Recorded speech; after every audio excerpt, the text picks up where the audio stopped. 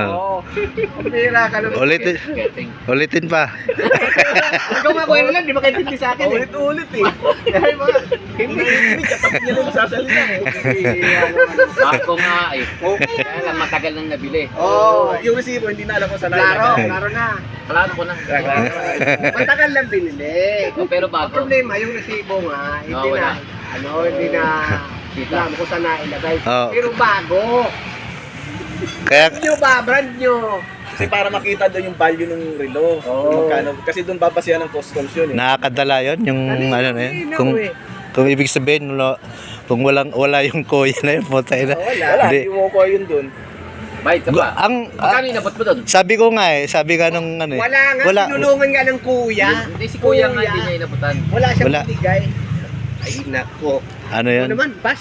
Kaya lang na, ngalay na yung pangako ka i-explain eh.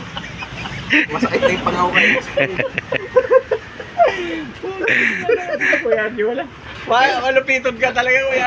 Wala talaga to kuya Teng. Dapat talaga hindi lumalabas to ng Lunes tong dalawan to eh. Oo. Legendary ka kasi.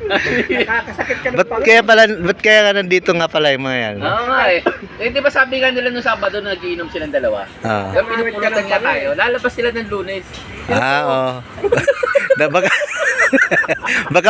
baka napagastos. Lalabas talaga sila ng Lunes. Nangangawit ang pangako dito, kuya Rin. Kuya G. Oo nga eh.